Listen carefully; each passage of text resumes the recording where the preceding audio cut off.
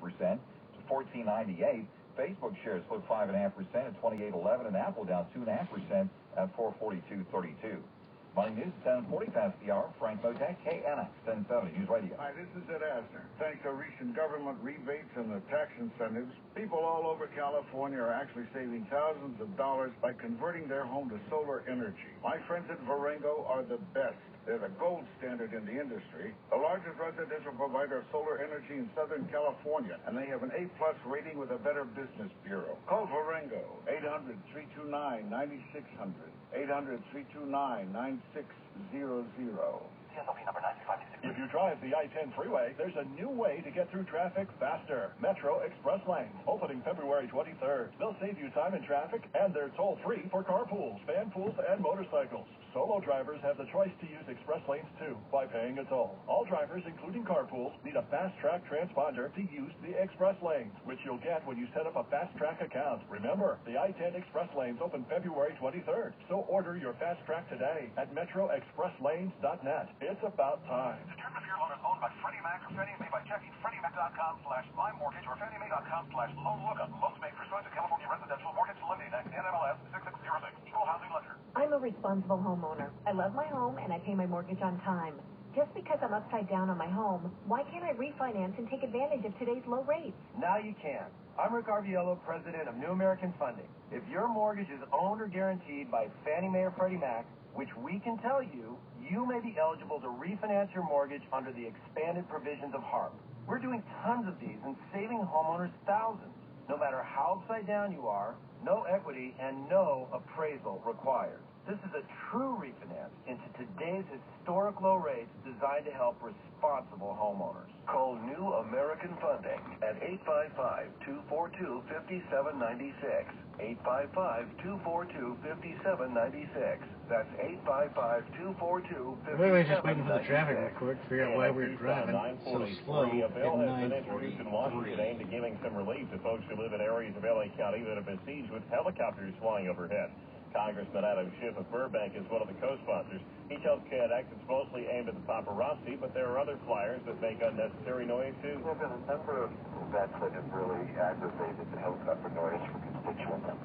Carmageddon caused a lot of irritation for people as the helicopters also want to watch Carmageddon in action.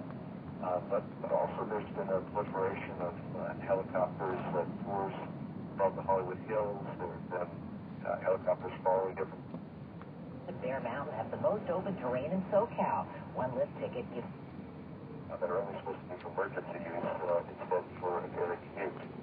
And just as the number of these incidents have multiplied, and the complaints multiplied with them. Schiff tells KNX he and the other co-sponsors of the bill have gotten a lot of feedback from constituents on this. In fact, when we worked with Congressman Berman just a few months ago on a hearing out in the Valley, it attracted hundreds and hundreds of people. And so there's a lot of interest and concern in this. A lot of the major homeowner organizations in the Valley and the Hollywood Hills and in Glendale and elsewhere are very engaged.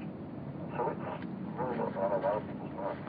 And Schiff tells KNX during a couple of community meetings that to put an exclamation point on the need for the legislation.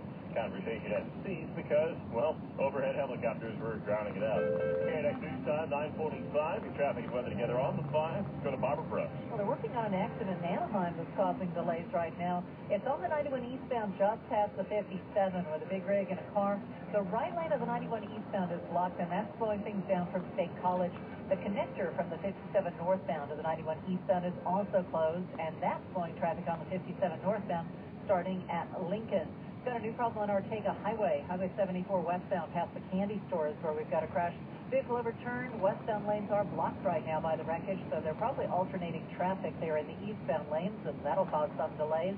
If you're taking the 10 westbound before Mountain, watch out for a 3-vehicle accident. Second lane from the left is blocked.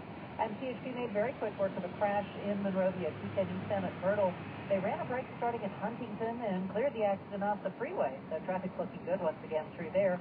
And the wrapping up a wreck, there must still be some activity off to the right shoulder, 405 northbound around Skirball Center Drive, because I'm still seeing delays starting at Montana.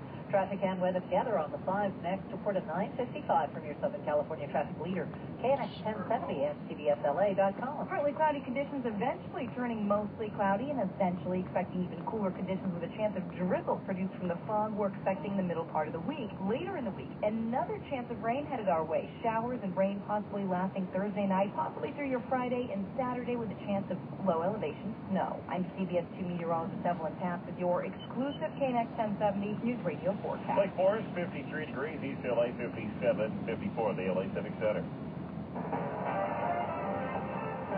This is Southern California's home news radio station, KNX 1070 News Radio. I'm Brian Tang. A Tarzana teacher is in jail charged with child molestation involving 3 middle school girls.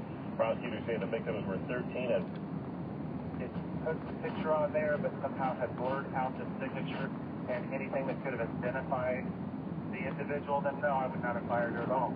Okay, interesting. John is calling from San Francisco, California, and here we also have from San Francisco, California, Ken. What do you think? Do you think that being a little afraid of things going viral online makes people change their behavior?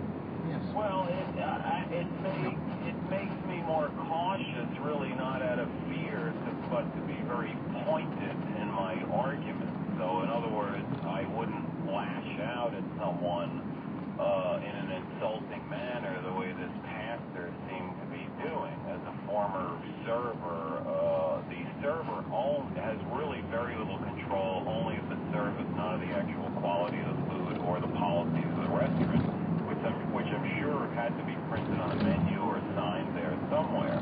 The pastor really should have complained to management rather than taking it out on the defenseless server. But as for myself, I try to make, if I'm angry at service or a company's policies, I just try to make a very pointed, contextual thing, because the internet, if nothing else, is full of trolls and people who like to so-called blow things up out of proportion. So I am aware of the reactionary knee-jerk nature of the internet, that in a way that people wouldn't act in person that they do online, sort of throwing rocks from hiding. That's Ken. Thank you very much, Ken, for calling from San Francisco, California. Let me also read, R.L. Stoller writes in a blog post that was titled Applebee's Overnight Social Media Meltdown. R.L. writes this: the upshot is this: the internet is laughing and Applebee's is losing a lot of customers. And Patrick Coffey also wrote in a PR Newser article, this is why we think everyone should be legally required to work in a service industry job, preferably at a bar or restaurant, for at least 6 months to better appreciate the other side of the equation. And then to go back briefly to Chelsea Welch's op-ed in The Guardian, Chelsea writes this: I posted a picture to make people laugh. Now I want to make a serious point. Things like this happen to servers all the time. People seem to think the easiest way to save money on a night is to skip the tip. Obviously, the person who wrote this note wanted it seen by someone. It's strange that now that the audience is wider than just the server, the person is shamed. So, again, we want to talk about public shaming, or maybe not. Does the possibility of something ending up on the internet ever change your behavior? You can give us a call and let us know at 800-989-8255. Right now we have Michael from Detroit, Michigan. What do you think, Michael? Do people change their behavior because now they have to worry about it going online? Sure, we certainly do.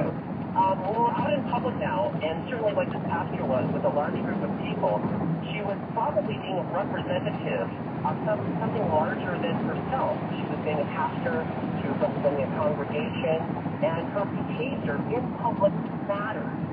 And, you know, I have a license with the state of Michigan as a healthcare provider, and I know darn well when I'm out in public, if something like this happens, I am a representative of something larger than myself. And if I mess up, or if I'm perceived to be rude or snotty or something like that, then, you know, it can have a lot of ill effects, and one has to be careful. I thought the pastor's behavior was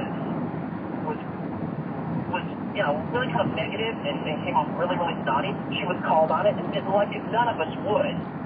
But her response, you know, after that was, rather than just apologizing and letting it go at that, then Applebee's fired the waitress, and I find that a bit tragic as well.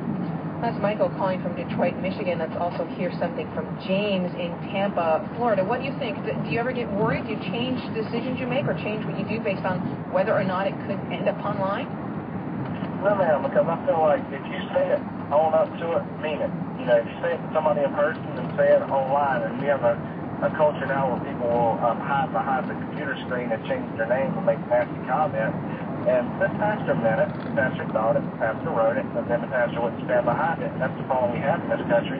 Everybody wants to cave, wants to get a lot of pressure. You know, if you got something to say and you think something or believe something, stand behind it. If people don't like it, tough. You know, hurt feelings is what, you know, it'll make you better. You'll get over it, but she should have stand behind it. She meant it. That's why she wrote it. You know, she wouldn't have wrote it if she didn't mean it. Okay, that's interesting. James calling from Tampa, Florida. Let's go back to our op-eds here, and this is Connor Friedersdorf writing in The Atlantic. His piece was called, Should What Happens at Applebee's Stay at Applebee's? In America, right, so where the customer is always right, a confrontation between a customer and an employee mediated by a manager is almost never going to end in satisfaction for the employee, no matter how badly the customer behaved. The general rule that they ought not expose customers to internet ridicule is sound and necessary. Still, a part of me hopes the degree of transparency brought by technology both keeps customers on better behavior and spares employees termination in instances when the behavior they expose is clearly indefensible. Maybe 10 years from now, Applebee's suspends that waitress for a week rather than firing her. Better yet, maybe the customer of tomorrow thinks twice before scrawling entitled screeds on her receipt, and the whole thing is avoided. We definitely want to get your views on this. The phone number is 800-989-8255, and let me repeat the question here so everyone knows exactly what we're asking. What we're asking is, have you ever changed your behavior, either for good or ill, because you were concerned about how it might play online? That's the question, 800-989-8255. The email address is talk@npr.org. And here's Marianne in Mooresville, North Carolina. Marianne, have you ever changed a decision based on whether or not it would go viral? I'm sitting on something. I'm in a county that's had any number of corruption issues. In fact, the sheriff is being sued right now in federal court for sexual harassment because one of his deputies. And we're a couple of disabled women living together, and animal control has harassed us. In fact, they have my service dog, and I filed ADA complaints, and they're holding on to her for no reason. But Marianne, what does this have? Have you ever changed behavior? I mean, has this taught you to be careful about how things going? Well, I have a piece of information that I took off of Facebook, one of the employees, and it's very damning. And I have hesitated to put it on Facebook. I could send this to any number of rescues, and it would be viral in a matter of hours. It is absolutely, it basically says my idea of happiness is killing me. So Marianne, that's a kind of a cautionary tale. That's Marianne, and thank you very much for your call from North Carolina. Kind of a cautionary tale saying she's pulled something off someone's Facebook page that could end up, you know, biting them in the future. And let me read something else which kind of fits. R.L. Stoller, again, in his blog post, write, Hell hath no fury like a Facebook scorned in today's digital age. Most of us assume everyone understands this fact, but every now and again, people surprise us. An ever-increasing element of this reality is the hounds of Reddit, the Twitter armies, and Facebook vigilantes, more than willing to remind people that we live in a publicized world. You can't hide behind privacy statements or legal jargon that appeals to company policy to pacify an internet mob. So let me go here to Johan in Livonia, Michigan, not too far out of Detroit. Johan, what do you think? Do you change your behavior based on whether or not it'll be publicized on the internet? Absolutely. You know, when I was a kid growing up, 20 years ago, my mom would say, you know, if you can say it, if you don't have to write it, say it. If you don't have to say it, hold your tongue. And, you know, I definitely go and self-censor myself of what I write on Facebook. And I think it's a great social benefit because oftentimes I find myself, you know, thinking about the topic before I go and write something. Let me ask you something, Johan. Do you think people will think twice before writing something like this on a receipt because of this Applebee's uproar? I think people already do, and I think, you know, if you aren't going and thinking about stuff before you write it, They're just way behind the times, you know. We live public life, Can you take an order? Yes.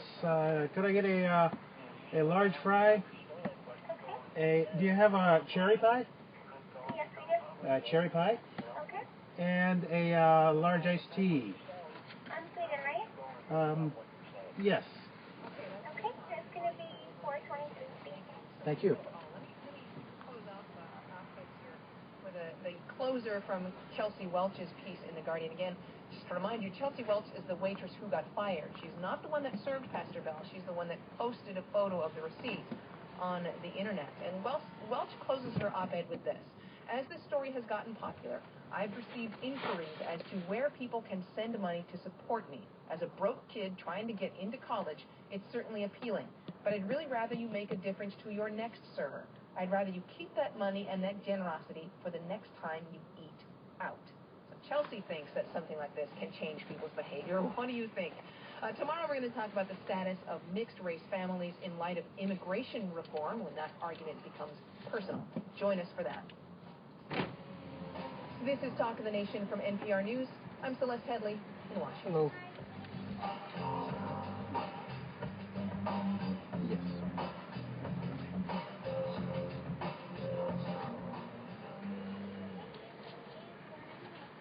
Support for NPR comes from NPR member stations and from Constant Contact, committed to helping small businesses and nonprofits stay connected to customers using email marketing.